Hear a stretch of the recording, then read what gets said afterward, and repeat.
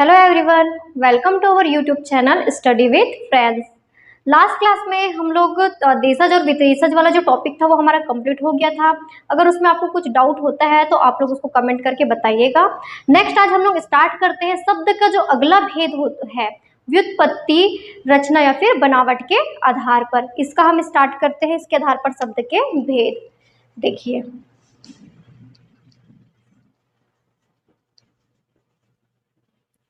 व्युत्पत्ति, रचना या फिर बनावट के आधार पर शब्द के तीन भेद किए गए हैं। व्युत्पत्ति, रचना या फिर बनावट के आधार पर शब्द के तीन भेद किए गए हैं। कौन कौन से तीन भेद? सबसे पहला है रूढ़ शब्द, दूसरा है यौगिक शब्द और तीसरा है योग रूढ़ शब्द।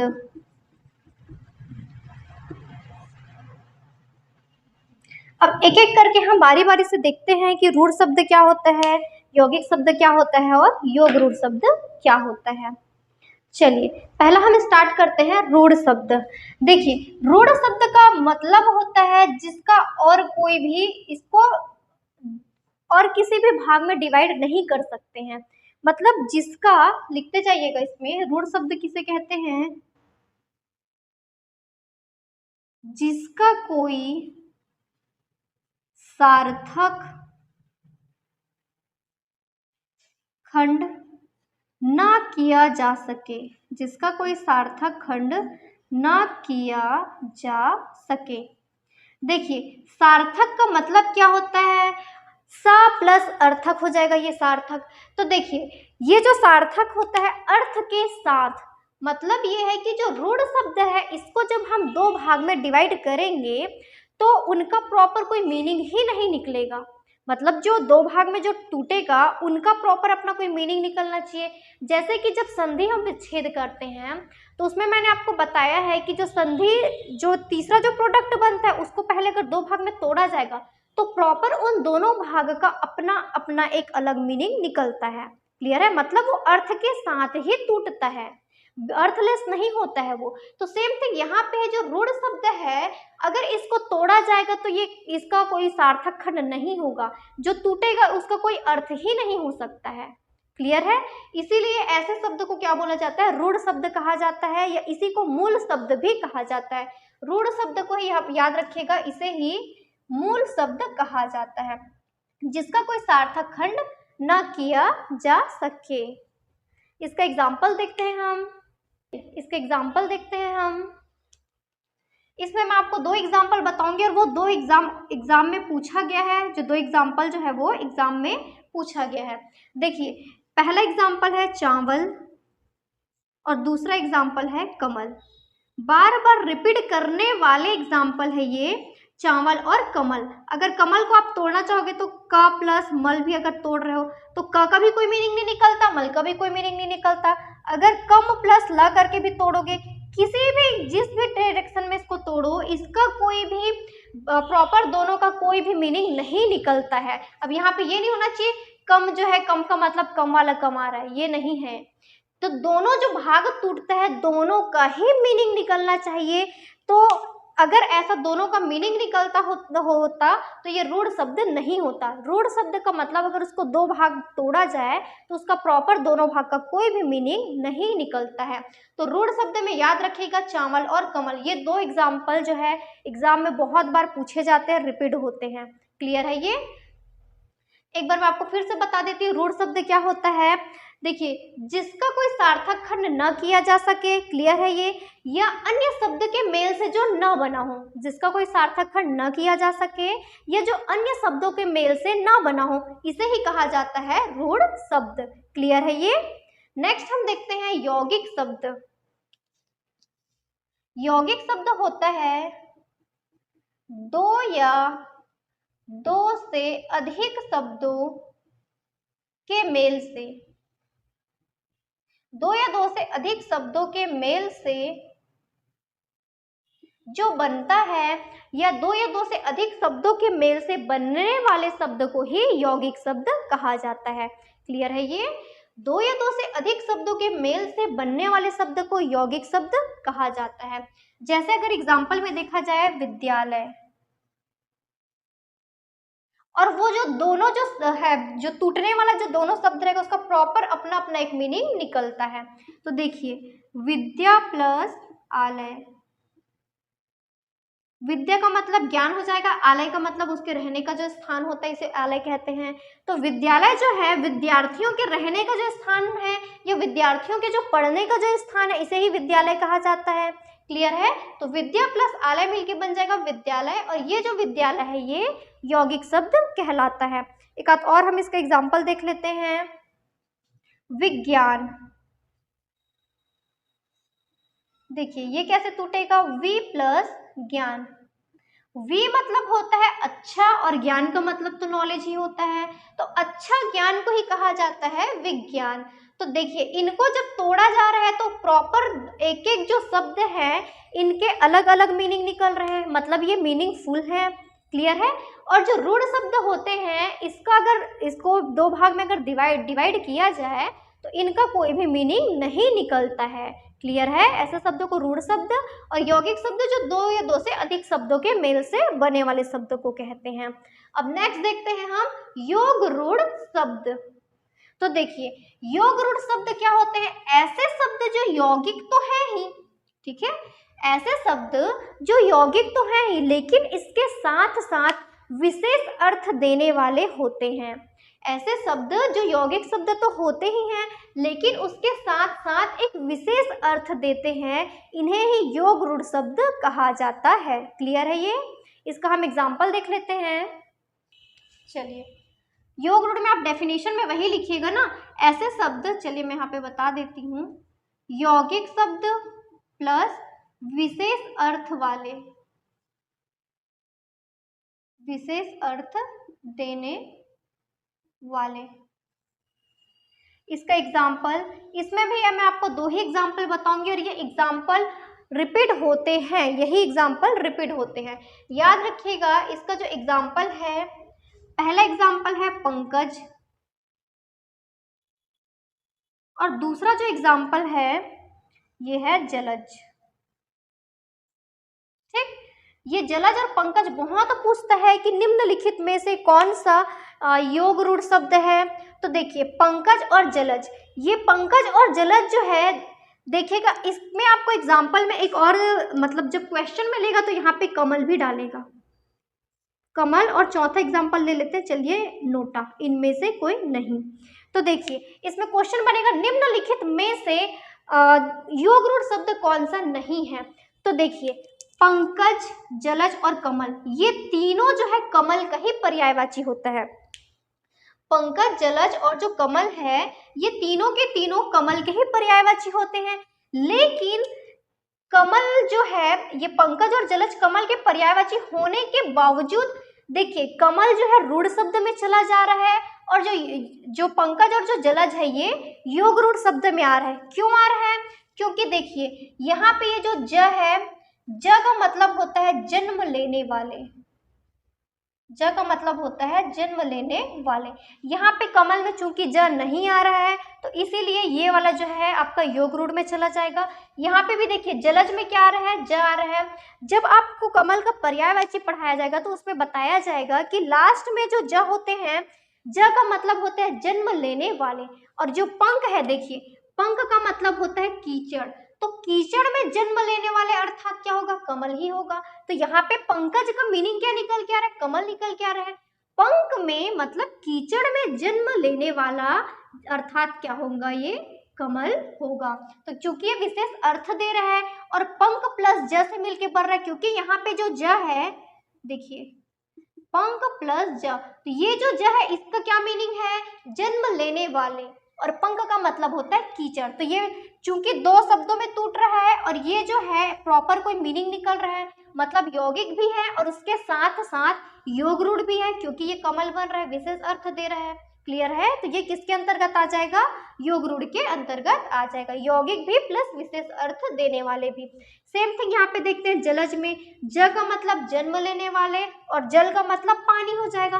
तो जल में जन्म लेने वाले या पानी में जन्म लेने वाले, अर्थात क्या हो जाएगा? कमल हो जाएगा। क्लियर है? तो याद रखिएगा योग रूढ़ का जो एग्जाम्पल है वो है पंकज और जलज। कमल इसका एग्जाम्पल नहीं होता है, इसको अच्छे से नोट डाउन करिएगा, क्योंकि ये क्वेश्चन हमेशा पूछता है कि रूढ़ शब्द निम्नलिखित में से कौन सा है या योग रूढ़ शब्द में क्या शामिल है, और उसमें एग्जाम्पल में पंकज देगा। अगर सपोज जलज और पंकज एक साथ नहीं दिया है, जलज देगा या पंकज देगा, उसके साथ साथ कमल आपको एग्जाम्पल में जरूर मिलेगा। और याद रखिएगा जो कमल है वो योग रूढ़ शब्द नहीं है। क्लियर है? ये हो गया हमारा व्युत्पत्ति, रचना या फिर बनावट के आधार पर शब्द के भेद। ये यहाँ पे हमारा कंप्लीट होता है। चलिए नेक्स्ट हम देखते हैं रूप या फिर प्रयोग के आधार पर शब्द के भेद। रूप या फिर प्रयोग, या इसी को बोला जाता है व्याकरणिक। रूप, प्रयोग या फिर व्याकरणिक के आधार पर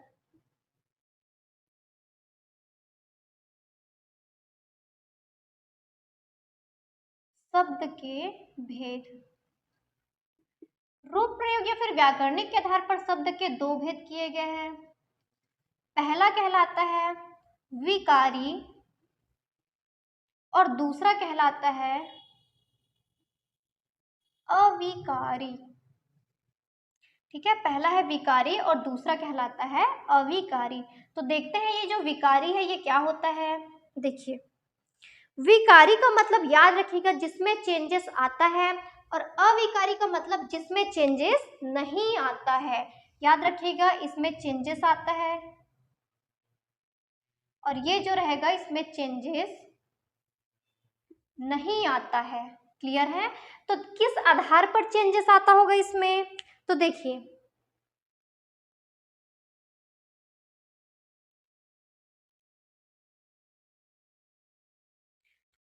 किस आधार पर इसमें चेंजेस आता होगा। वे शब्द, विकारी में लिखिएगा, वे शब्द जिनमें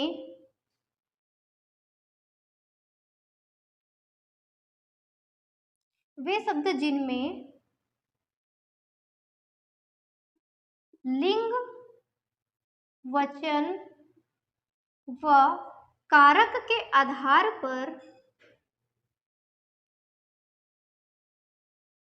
मूल शब्द का रूपांतरण हो जाता है। मूल शब्द का रूपांतरण हो जाता है। ऐसे शब्दों को विकारी शब्द कहा जाता है।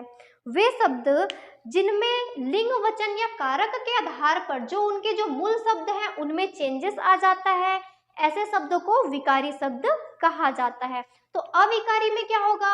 अविकारी इसका जस्ट अपोजिट हो जाएगा। उसमें लिखिएगा वे शब्द जिनमें लिंग, वचन या कारक के आधार पर किसी भी प्रकार का कोई चेंजेस नहीं आता है, या वो अपना जो मूल शब्द है वो उसी में बना हुआ रहता है, मूल शब्द में किसी प्रकार का कोई चेंजेस नहीं आता है, तो ऐसे शब्दों को अविकारी शब्द कहा जाता है। देखते हैं अब जो विकारी शब्द है इसके अंतर्गत क्या क्या आता है। विकारी शब्द के अंतर्गत शामिल होता है संज्ञा, सर्वनाम, क्रिया और विशेषण। संज्ञा, सर्वनाम, क्रिया और विशेषण, ये चारों कैसे हैं? ये चारों के चारों विकारी शब्द है। याद रखिएगा ये चारों के चारों विकारी शब्द है।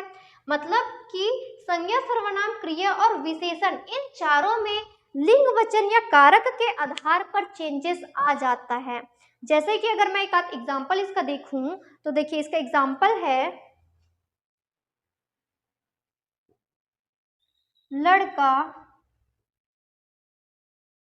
पढ़ रहा है। ठीक है, लड़का पढ़ रहा है।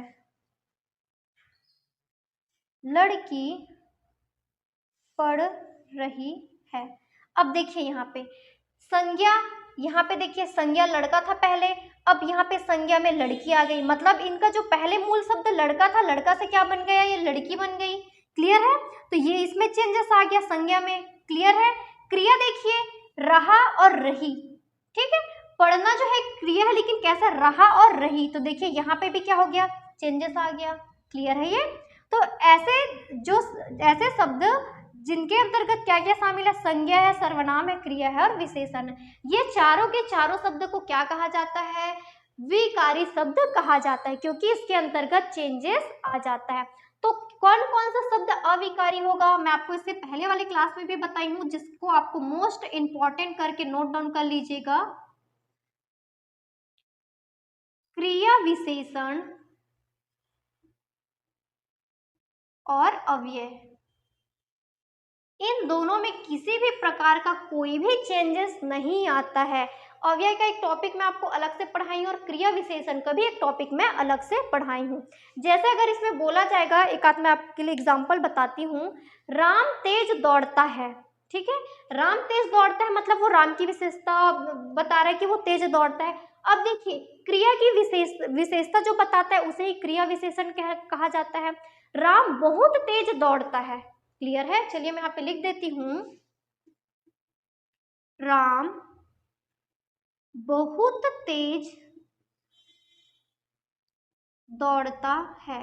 तो यहाँ पे देखिए ये जो बहुत है ये क्या बता रहा है, ये इसके जो तेज दौड़ने की विशेषण की भी विशेषता बता रहा है। अब इसी में अगर हम और एग्जांपल लेके चले, गीता बहुत तेज दौड़ती है, तो देखिए चेंजेस किस में आया है, संज्ञा में आया है, संज्ञा में चेंजेस आ रहा है इसीलिए संज्ञा विकारी कहलाता है। अब देखिए बहुत जो तेज है ये एक विशेषण है, विशेषण की भी विशेषता बता रहे हैं, तो विशेषण की भी विशेषता बताता है, ये क्रिया विशेषण कहलाता है। तो चूंकि क्रिया विशेषण में किसी भी प्रकार का चेंजेस नहीं आ रहा है इसीलिए जो क्रिया विशेषण है ये क्या रहेगा, आपका अविकारी रहेगा। नेक्स्ट देखते हैं, यहाँ पे जो दौड़ना है जो क्रिया है, देखिए ये लिंग के आधार पर इसमें भी चेंजेस आ गया। क्लियर है, अगर वचन के आधार पर देखते तो यहाँ पे ये जो इनका जो विशेषण रहता है उसमें भी चेंजेस आ जाता है। क्लियर है, तो यहाँ पे हमारा कंप्लीट होता है विकारी और अविकारी। विकारी और अविकारी में याद रखिएगा सबसे ज्यादा क्वेश्चन इसी से बनता है, क्रिया विशेषण और अव्यय ये दोनों के दोनों अविकारी हैं। इसके बाद लास्ट हमारा जो शब्द के भेद है ये लास्ट वाला बच जाता है, अर्थ की दृष्टि से शब्द के भेद, जिसके अंतर्गत मैंने आपको उसके 4 भेद बताए हुए हैं, एकार्थी, अनेकार्थी, पर्यायवाची और विलोम। तो इसको हम आगे नेक्स्ट क्लास में कंटिन्यू करेंगे। आज के लिए इतना ही, आज सिर्फ हम इतना ही कंप्लीट करते हैं। और अगर आपको हमारा वीडियो पसंद आता है तो हमारे वीडियो को लाइक कीजिएगा, अपने दोस्तों में शेयर कीजिएगा और हमारे चैनल को सब्सक्राइब कीजिएगा। Thank you.